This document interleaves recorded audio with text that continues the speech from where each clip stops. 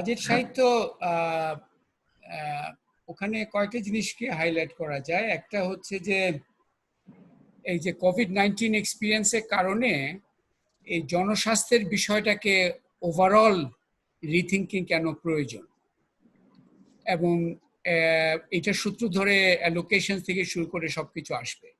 So এখানে I think development strategy rethinking এ এই health রিথিঙ্কিংটা খুব জরুরি, এবং এখানে এটাও খুব জরুরি যে আমাদের নিজেদের চিন্তার মধ্যে হেলথের ধারণাটা should be not restricted to health care.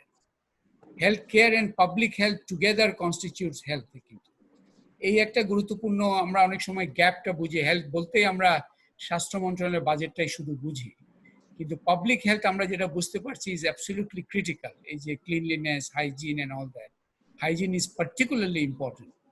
So এটার সূত্র ধরে আই ফিল দ্যাট এই রিথিঙ্কিংটা খুবই প্রয়োজন হেলথ নিয়ে। যেমন এটা আমাদের এইটা একটা ওই সাহিত্য পাঠে এটাকে জোরালোভাবে আনাটা প্রয়োজন। সেকেন্ড আরেকটা হচ্ছে আমাদের দারিদ্র্য নিয়ে যে চিন্তাটা, এটাও একটা বড় ধরনের রিথিঙ্কিং এর প্রয়োজন আছে। আমরা অনেকটা এক ধরনের সাহিত্যে খুব স্বস্তির জায়গায় ছিলাম এই ভেবে যে আমাদের তরতর করে দারিদ্র সীমার নিচে মানুষ নেমে যাচ্ছে, মানে কম হয়ে যাচ্ছে। 20% এখন এক্সট্রাপোলেশনে 20.5 2019-এ। কোভিড-19 আমাদেরকে জোরালোভাবে বুঝিয়ে দিয়েছে যে আমাদের দারিদ্র আলোচনাটা শুধুমাত্র পভার্টি লাইন ইনকামের নিচে আছে যারা, তা নয়, পভার্টি লাইন ইনকামের উপরেও যারা আছে তাদের একাংশ নিয়েও চিন্তা করতে হবে। আমরা পিপিআরসি এন্ড বিআইজিটি একটা সার্ভে করেছি এপ্রিলে, পরশুদিন সেটার ফুল রিপোর্ট লঞ্চ হবে। ওখানে আমরা অ্যাকচুয়ালি দেখেছি কিভাবে আমরা যাদেরকে বলছি ভালনারেবল নন পুয়ার, এই যে একটা ধারণা আমাদের মন্ত্রী থেকে শুরু করে সবাই যে 20%-এর নিচে চলে গেছে, কয়েকদিন পরে বাংলাদেশে দরিদ্র থাকবে না। আমরা এবারে দেখলাম এই 2 মাসের ধাক্কায় ওই 20-এর সাথে সম্ভবত 22 থেকে 25 আরো যোগ দিতে হবে। তার মানে আমরা actually we are talking about 45% of the population. World bank actually এটাকে আরো বেশি করে বলেছে। আমরা একটা পার্টিকুলার ইয়ার্ডস্টিকে এটা তৈরি করেছি। ওয়ার্ল্ড ব্যাংক এটাকে এই যে ভালনারেবল নন পুয়ারকে আরো বড় করে বলছে। এই দারিদ্র নিয়ে চিন্তাটার পুনঃচিন্তাটা অ্যাকচুয়ালি সাহিত্যের মধ্যে ঢোকানো খুবই প্রয়োজন। কারণ এটা যদি হয়, এটা সূত্র ধরে নানা ধরনের এই আমাদের যে অ্যালোকেশনস গুলো, এগুলো পুরোপুরি পুনঃচিন্তা করাটা প্রয়োজন। থার্ড আরেকটা বিষয় আই থিঙ্ক খুব সাহিত্যে খুব প্রয়োজন, আরএমজির সেক্টরটা বলেছে, আর নাজনীন খুব সুন্দর করে বললো অ্যাকচুয়ালি আরএমজি খাতের কিছু রাজনৈতিক ক্ষমতা কেন্দ্রের কাছাকাছি ঘোরাঘুরি করা কিছু গোষ্ঠী, সব আরএমজি ইয়েরা কিন্তু এই সুযোগ সুবিধা নট নেসেসারিলি পাচ্ছে। তারা কিন্তু সার্বিকভাবে আমাদের ইনক্লুডিং দি ইকোনমিস্টদের চিন্তাকে এক ধরনের হাইজ্যাক করে রেখেছে যে আরএমজি ছাড়া বাংলাদেশের অর্থনীতি অচল। RMG is the lifeline for Bangladesh economy. এটার একটা অ্যাকচুয়ালি ফুল অডিট দরকার আসলে। ইট ইজ সার্টেন, আমরা তো এইবারই দেখলাম, এইবারও যদি 2-3% গ্রোথ হয় যেটা ওয়ার্ল্ড ব্যাংক প্রেডিক্ট করেছে, ওই গ্রোথটা অ্যাকচুয়ালি মূলত আসবে from the domestic economy, from the non tradables, from the informal sector. They are contributing. ওই যে আমরা যে 7-8% বলি, তার 3-4% কিন্তু এখান থেকে আসতেছে। সো আরএমজি সেক্টরের এই যে এক ধরনের psychological domination of our psyche, national psyche, এইটা থেকে মুক্ত করার জন্য একটা জোরালো কাজ শুরু করা দরকার। ফাইনালি আরেকটা পয়েন্ট বলে আমি এই পর্যায়ে সাহিত্য পর্বটা শেষ করতে চাচ্ছি, সেটা হচ্ছে যে পুরোপুরি আমাদেরকে আরেকটা আলোচনা আনতে হবে, which is the challenge of the last mile delivery. আমাদের ত্রাণের দুর্নীতির কথা তো শুনেছি, ইভেন এখন এই যে ক্যাশের কথাটা আপনারা শুনেছেন, প্রত্যেকদিন দেখছেন একটা মোবাইলের এগেইনস্টে 200 জনের নাম। এবং নাজনীনও ওটা বলল যে ওই যে যারা পাবে প্রণোদনা, ওটা কে পাবে শেষ পর্যন্ত, তার ট্রান্সপারেন্ট হিসাবটা কোথায়? এই লাস্ট মাইল ডেলিভারির আলোচনাটা must become a central part of the budget সাহিত্য। এই কয়েকটা পয়েন্টকে যদি আমরা বাজেট সাহিত্যের মধ্যে জোরালোভাবে ঢুকাতে পারি, তাহলে কিন্তু বাজেট আলোচনায় ওই আমাদের শুধুমাত্র বরাদ্দ ভিত্তিক কিছু এক অর্থে নিষ্ফল আলোচনা শেষ বিচারে, কারণ আনইন্টারেস্টেড পলিসি মেকার্স তো এগুলো শুনতেছে না এবং শুনবেও না। সুতরাং ওই জায়গায় আমাদের নেওয়া দরকার। আমি মনে হয় এই পর্যায়ে এখানে শেষ করি। জিল্লুর ভাই, আপনারা যে সার্ভের কথা বলছেন পরশুদিন লঞ্চ করবেন, সেখানে কি এই যে ডেলিভারিতে কি পরিমাণ ইয়ে হচ্ছে, চুরি হচ্ছে, এই বিষয়টা কি দেখেছেন? না, এই বিষয়টা আমরা তো করেছি এপ্রিলের সেকেন্ড উইকে, তখন এই ত্রাণটা শুরু হয় নাই। আমরা মের সেকেন্ড উইকে সেকেন্ড সার্ভেটা করতে যাচ্ছি, সেখানে ওইখানে ত্রাণের বিষয়টা পুরো মানে একটা গুরুত্বপূর্ণ ফোকাস। জিল্লুর ভাই, আপনাকে আমি আমার দ্বিতীয় পর্বের প্রশ্নে যাওয়ার আগে আপনাকে একটা ফলো আপ কোয়েশ্চেন করতে চাই। তার আগে দুটো ক্লারিফিকেশন, মানে একটা আপনার সাথে আমি সম্পূর্ণ একমত যে আরএমজি যে লাইফ লাইন, এটা একটা মিথ এবং দিস হ্যাজ বিন এক্সপ্লোডেড। এটা অলমোস্ট লাইক ভেন্টিলেটরের জন্য ভেন্টিলেটর দরকার। মানে আরএমজি যদি ভেন্টিলেটর হতো তাহলে এই কঠিন সময়, এই সংকটের সময় তাদেরকে কেন আমাদের আবার লাইফ সাপোর্ট দেওয়ার প্রয়োজন হচ্ছে? They are supposed to provide us the life support, the economic lifeline যদি হয়ে থাকে। কাজে এই মিথটা এক্সপ্লোডেড। আর দ্বিতীয় 20% পভার্টি যে হিসাবটা, এইটা কিন্তু আসলে একটা প্রাক্কারণ। জরিপ ভিত্তিক ডেটা হচ্ছে 24%, তারপরে জিডিপি গ্রোথ, হ্যাঁ এগুলো এক্সট্রাপুলেশন। কাজে এটার সাথে আমরা অন্যগুলো মানে জরিপ ভিত্তিক, তার চেয়ে বরং আপনাদের যে বিআইজিডি এবং পিপিআরসি যে সার্ভেতে কি ধরনের ইম্প্যাক্ট হলো, আপনারা তো ওখানে নতুন পুয়ার, আলট্রা পুয়ার ভাগ, ওখানে আমরা একটা বাস্তব ভিত্তিক চিত্র পাই। কিন্তু যেই প্রশ্নটা আমি আরেকটু আপনাকে প্রেস করতে চাই সেটা হলো যে আপনি ওই অস্ট্রিচ সিনড্রোম এবং ভয়েস মাসল, এখন অস্ট্রিচকে শোনাতে হলে ভয়েস মাসল দরকার। প্রথম দরকার হবে মাথাটাকে বালি থেকে বের করে নিয়ে আসা। এখন ভয়েস মাসলের সূত্রটা তো আমার বুঝতে হবে। ভয়েস মাসলের ভিত্তিটা কি? একটা তো হলো অর্থ, ব্যাংক ব্যালেন্স, বড় ব্যাংক ব্যালেন্স, আমার অনেক মানি, মনিটারি পাওয়ার আছে। আরেকটা আমার হয়তো লিগ আছে, দল আছে, আমার রিয়েল মাসল পাওয়ার যেটাকে বলি ভয়েস মাসল না, সেইটা আছে। আর তৃতীয় যেটা হলো সেটা হলো নলেজ, যেটা সায়েন্স, এভিডেন্স এবং ডেটা ভিত্তিক। The power of knowledge derived based on evidence and data. এখানেই তো আমার মনে হয় আমাদের বা আপনাদের বা নাজনীন, মুস্তাফিজ যারা এই ধরনের ডেটা বিশ্লেষণ করেন তাদের ভূমিকাটা। এখন আমি জানি না, আমার কাছে উত্তর নাই, তবুও আমি আপনাকে প্রেস করতে চাচ্ছি, এবং নাজনীন এবং মুস্তাফিজ আপনারা please feel free to come in. এই ভয়েস মাসলটাকে আমরা জ্ঞানের ভিত্তিতে, ভয়েস মাসল তো আর গলার জোর তো না, মানে এটা তো আমার বায়োলজিক্যাল বিষয় না। হ্যাঁ, এটা কিভাবে আমরা এই মাসলটাকে বাইন্ডিং করতে পারি? মানে how would it bite based on knowledge? এটা it's a tough question, but I can venture a initial answer. এটার বিষয়ে voice muscle is absolutely necessary, কিন্তু আমি দেখছি বাংলাদেশের এখন being self critical here, economist সম্প্রদায় বলি অথবা আমাদের ডেভেলপমেন্ট ইভেন প্র্যাকটিশনার্স, এনজিওসরা অ্যাকচুয়ালি ভয়েস, তারা কোয়াইটলি কাজ করতে, তারা ভয়েসের দিকে খুব বেশি যেতে চায় না। এইখানে আই ফিল দ্যাট ভয়েস মাসলের কয়েকটা পার্ট আছে। একটা হচ্ছে যে the capacity to challenge official narrative with real-time data. এটা very important, independent. এবারে যেমন I feel very strong যে আমরা অ্যাকচুয়ালি এই লকডাউনের মধ্যে, আমি তো বাসার মধ্যে আছি, বের হয়ে নাই প্রায় 2 মাস হয়ে যাবে, লিটারালি বাসার উপরে ওই এক্সারসাইজ করতে যাওয়া ছাড়া আর কোনো বের হওয়া হয়নি। ইনিশিয়ালি উই থট আমরা এত আর কি, when will we get back to normal? কিন্তু এক অর্থে আমাদের মতো প্রতিষ্ঠান কিন্তু fully not just back to normal, we are into overwork already. এবং এটা দেখেছি যে একটা বড় ইনোভেশন হয়েছে টেলিফোন সার্ভে, এটা বড় করেছে যে allowed us to really generate real time data. তো আমি বলছি যে ভয়েস মাসল থ্রু নলেজ করতে হলে রিয়েল টাইম ডেটার এটা খুবই প্রয়োজন। এটা জেনারেট করার প্রচেষ্টাটা very important, and we must try and do that and come up with that data, যার ফলে we can do the challenges. Secondly হচ্ছে যে আমরা এক অর্থে দি ডিসকোর্স যে স্পেসেস গুলো, যেমন আমরা এখন কিছু মোমেন্টস এর অ্যারাউন্ডে এই ডিসকোর্স গুলো অ্যাক্টিভেট হয়, যেমন এখন আমরা করছি বাজেটের অ্যারাউন্ডে।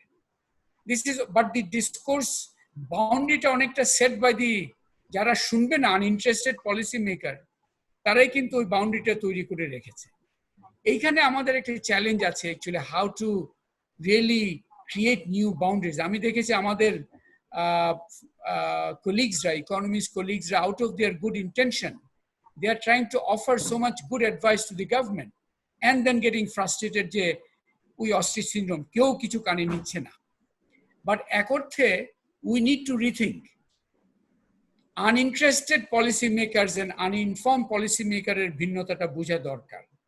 Uninterested policy maker কে আরো flooding them with পরামর্শ doesn't much make sense. এখানে কোথায় ডিরেক্ট করাটা প্রয়োজন সেটা আই থিঙ্ক খুব প্রয়োজন। অ্যাজ অফ নাও আমি আপাতত এতটুকুই বলতে পারি on the voice muscle that আমাদের রিয়েল টাইম ডেটা জেনারেট করাটা ইজ আওয়ার স্ট্রেংথ।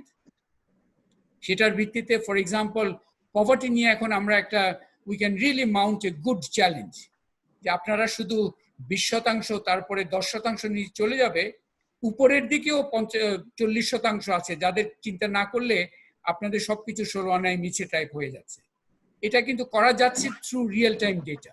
জিল্লুর ভাই, আমি বলবো যে অলরেডি কিন্তু মানে কোভিড শুরু হওয়ার আগেই বাংলাদেশের উন্নয়ন নিয়ে যদি কোনো পর্যায়ে যেটা নিয়ে দুশ্চিন্তা বা চিন্তা আলোচনা, সেটা কিন্তু ইনইকুয়ালিটি বৃদ্ধি নিয়েছিল। এবং house hold income expenditure survey যদি আমরা দেখি ডেটা, ওইখানেও কিন্তু আমরা দেখেছিলাম যে দেশের টপ 5% এর হাতে আছে 28% আয়, আর 50% যে জনগণ তার কাছে আছে 20% আয়। তাহলে ওইখানে দেশের অর্ধেক মানুষের কাছে আছে 20 ভাগ আয়, আর যেখানে 5% এর কাছে আছে 28 ভাগ, সেখান থেকে বোঝা যায় তাহলে কতটা ভালনারেবল এই যে যেটা বললেন। নাজনীন যেটা বলেছে absolutely true. The inequality data, ইনইকুয়ালিটির সূত্র ধরে actually rethinking the development discourse কিছুটা অলরেডি শুরু হয়ে গেছে, দ্যাট ইজ ট্রু। কিন্তু I found a very interesting response from the uninterested policy maker. সে কিন্তু এখানে একটু খবর রেখেছে আলোচনা কি হচ্ছে, এবং আই ফাউন্ড হঠাৎ করে সবাই কুজনেট এক্সপার্ট হয়ে গেছে।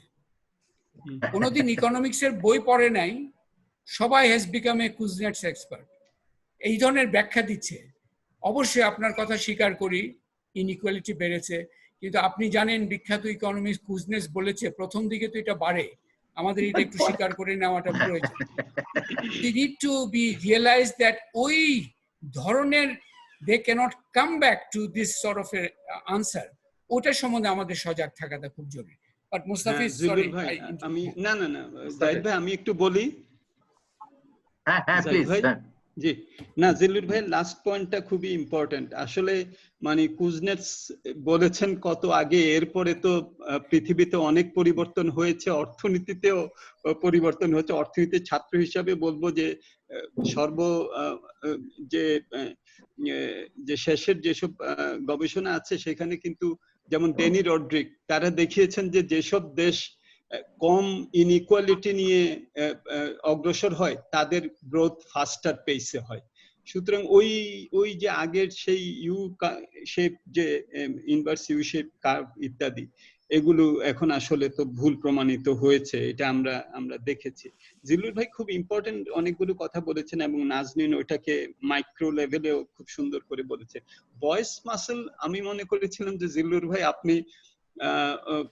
আপনি বলেছেন যে ভয়েস মাসলে আমাদের নন স্টেট অ্যাক্টরদের ভয়েস মাসল এটা খুবই গুরুত্বপূর্ণ, কিন্তু আদি পাপ হলো যে আমাদের পলিটিক্যাল কনস্ট্রাক্টটাকে আমরা কিভাবে আর কি সাজিয়েছি আর কি, এবং সেই জায়গাটাতে ভয়েস কিভাবে আমরা আর কি দেব, এবং সেই ইস্যুটা হয়তো আর কি মানে খুবই ইম্পর্টেন্ট আর কি। এই ধরনের আলাপ আলোচনাগুলো তো পার্লামেন্টে হওয়ার কথা ছিল, যে কিভাবে আমরা নতুন ভাবে চিন্তা ভাবনা করব ইত্যাদি। তো সেইটার তো সুযোগটা অনেকই সীমিত।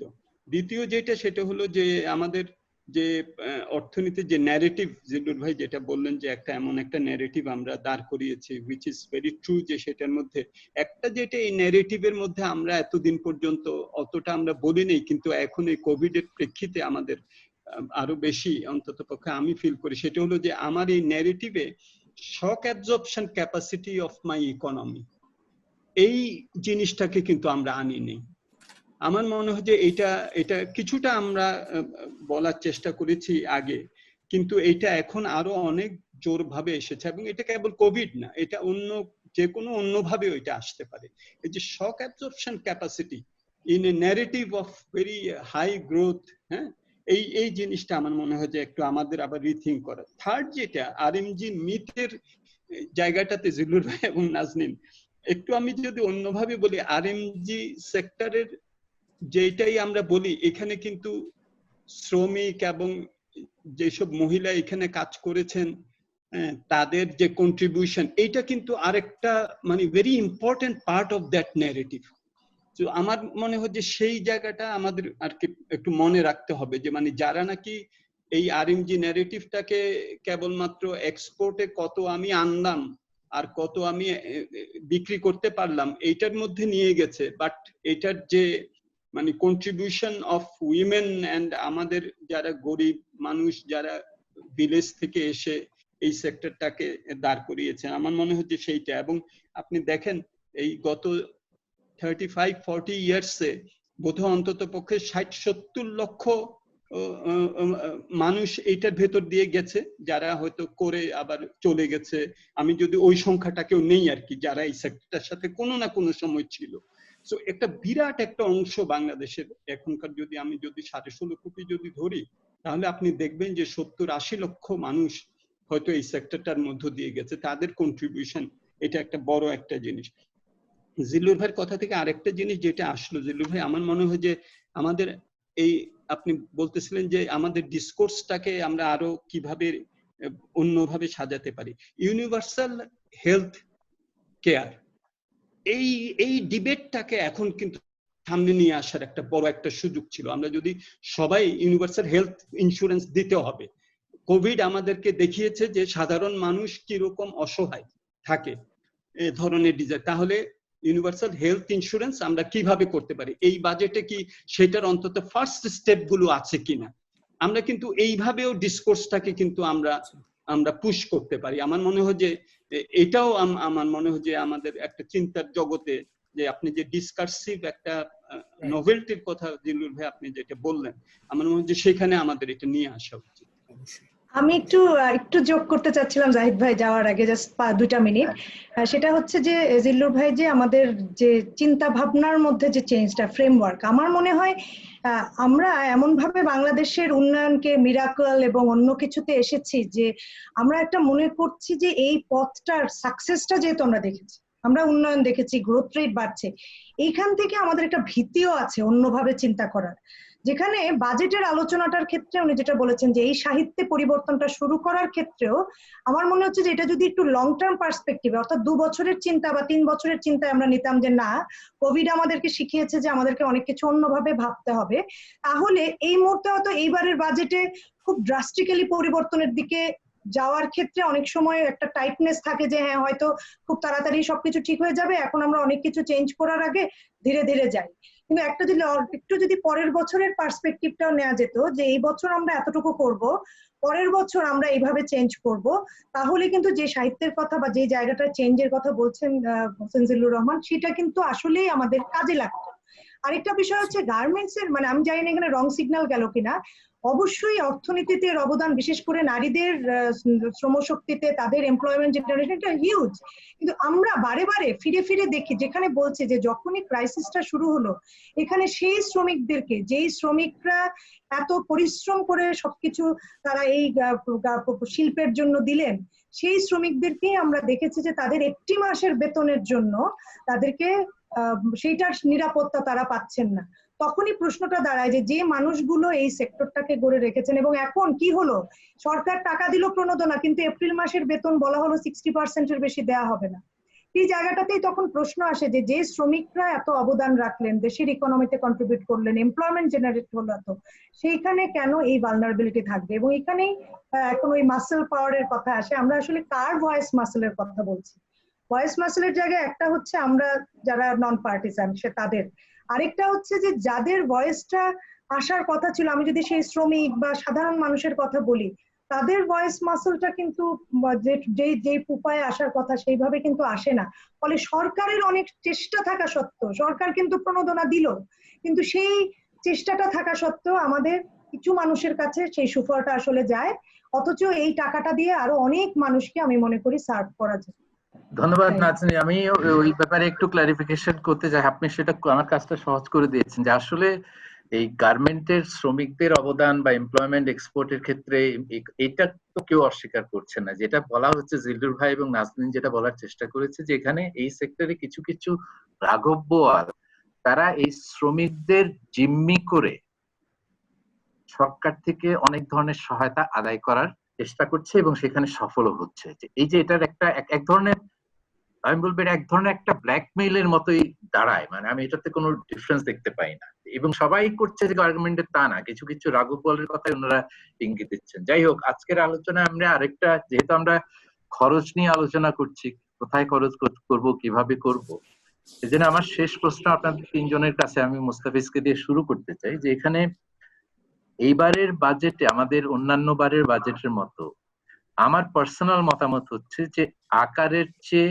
ব্যবহারটাই বেশি গুরুত্ব পাওয়া দরকার। মানে আকার নিয়ে আমাদের সবসময় একটা অবসেশন থাকে, রেভিনিউ গ্রোথ বড় থাকতে হবে, এডিপির আকার বিরাট থাকতে হবে, প্রত্যেকটা সেক্টরের আকার বাড়াতে হবে, কিন্তু আবার যেখানে আকার বাড়ানোর দরকার সেখানে আবার আকার বৃদ্ধির আমরা দেখতে পাচ্ছি না। এই বছর হেলথে যেটা এডিপিতে বরাদ্দ দেওয়া হয়েছে, এই বছর বরাদ্দটা বৃদ্ধিটা গত বছরের বরাদ্দ বৃদ্ধির চেয়ে অ্যাকচুয়ালি কম। এখন প্রশ্নটা আপনাদের কাছে হলো যে সঠিক আকার এবং সঠিক ব্যবহার, এইটা আমরা কিভাবে সেক্টর ওয়াইজ নিশ্চিত করব? আপনারা যদি কাইন্ডলি হেলথ সেক্টর দিয়ে শুরু করেন এবং সোশ্যাল প্রোটেকশন। মুস্তাফিজ। ধন্যবাদ। না জাহিদ ভাই, আগের প্রশ্নটা আপনি, যে আমি জানি যে জিল্লুর ভাই এবং নাজনীন তারা কোন অ্যাঙ্গেলে আরএমজির কথাটা বলেছেন, এবং সেই সেন্টিমেন্টের সাথে আমি অবশ্যই একমত। এবং আমি জানি যে তারা প্রথমেই তারা শ্রমিকদের যে অবদান সেটা তারাই প্রথমে এটা সোচ্চার ভাবে বলে থাকেন। আপনি যেটা শেষে যে প্রশ্নটি আপনি করলেন, এটাকে আমি এইভাবে দেখি যে দেখুন, স্বাস্থ্য খাতের কথা যদি বলেন, আমি বলবো যে অন্য অনেক দেশের তুলনায় আমাদের দেশে কিন্তু একটা অবকাঠামো আছে।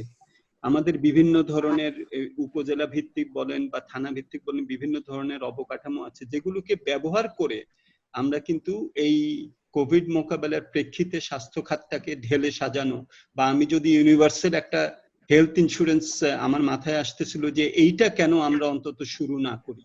তো সেইটার একটা কিন্তু অবকাঠামো আমরা দাঁড়া করাতে পারতাম। 1 বছরে এটা হয় না, কিন্তু 5 বছরেরও যদি একটা পরিকল্পনা আমরা এই শিক্ষা থেকে, কোভিড শিক্ষা থেকে নিয়ে যদি আমি শুরু করতে পারতাম যে না, আমরা অষ্টম পঞ্চবার্ষিকী পরিকল্পনায় আমরা ইউনিভার্সাল হেলথ কাভারেজে যাব, আমার প্রথম বাজেট যেহেতু এটা অষ্টম পঞ্চবার্ষিকী পরিকল্পনা, আমরা এইটা দিয়ে শুরু করছি, তাহলে কিন্তু আমার মনে হয় যে একটা বড় ধরনের ডিপার্চার আমরা করতে পারতাম।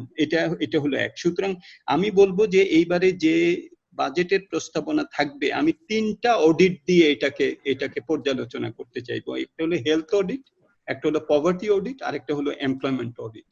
এই 3টাই আমাদেরকে আসলে হেল্প করবে যে আমরা যে ক্ষতিটা অর্থনীতির হয়ে গেল এবং জনগণের জীবনযাত্রার মান, যেটা জিল্লুর ভাই বললেন যে আরো অনেকে নিচে নেমে গেছে পভার্টি লাইনের, তাদেরকে। সুতরাং এইটাকে যদি আমি মাথায় রাখি, তাহলে কিন্তু আমি ধরেন যে লেবার ডিসপ্লেসিং যেসব টেকনোলজি আছে সেটাকে আমি তাহলে এই বাজেটে কিভাবে দেখব? আমি যে শুল্ক আমি আদায় করব, তাহলে সেখানে কি আমি এই ধরনের টেকনোলজিকে অনুৎসাহিত করার চেষ্টা করব, যাতে অন্তত পক্ষে আগামী 2-3 বছরে আমার শ্রমঘন যেসব কর্মকাণ্ড আছে এটাকে আমি একটা ইনসেন্টিভাইজ করলাম। সুতরাং এই দৃষ্টিভঙ্গি থেকে যদি বাজেটের যদি যেসব অ্যালোকেশনের যেটা বিশ্লেষণ সেটাকে যদি করি তাহলে একটু ভিন্নতর বিশ্লেষণও হবে, এবং আমার মনে হয় যে কোভিড এর যে ক্ষতটা হয়ে গেল সেটাকেও আমরা নিরসন করতে পারবো। আরেকটা যেটা সেটা অবভিয়াসলি যেটা নাকি আমরা গত কয়েক বছর ধরেই দেখছি,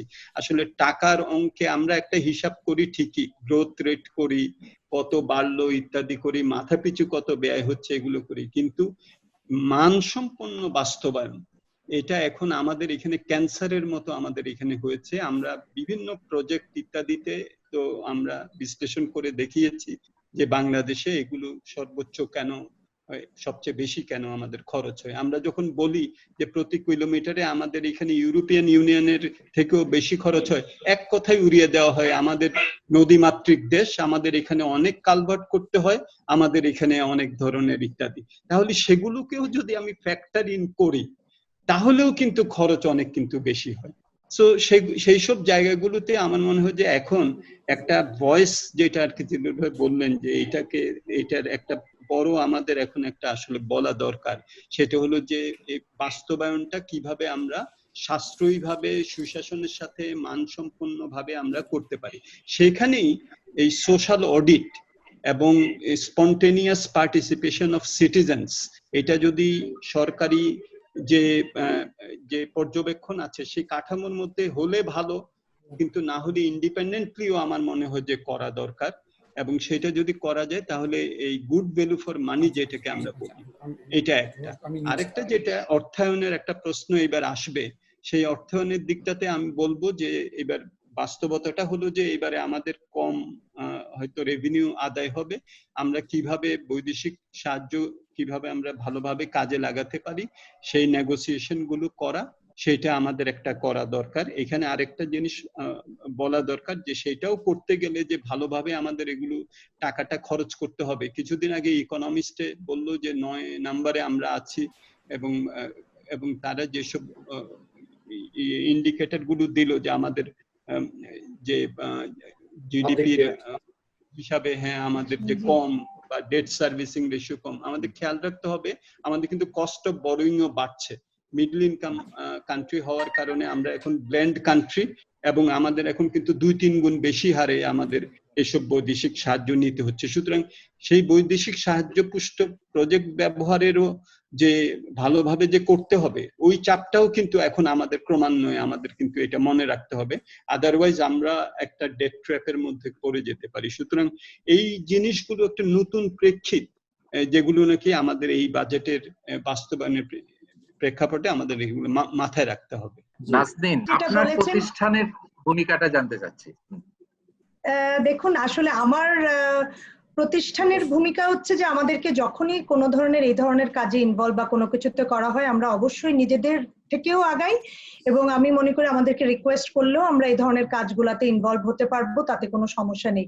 আমি শুধু ডক্টর মুস্তাফিজের সাথে যে কথাগুলো বলেছেন তার সাথে একটু অ্যাড করি, যেহেতু আপনি বলছিলেন যে তাহলে আমরা মানে যেটা সুন্দর যে ব্যবহার বাজেটের ইমপ্লিমেন্টেশন সেই গুরুত্বটা কিভাবে হবে।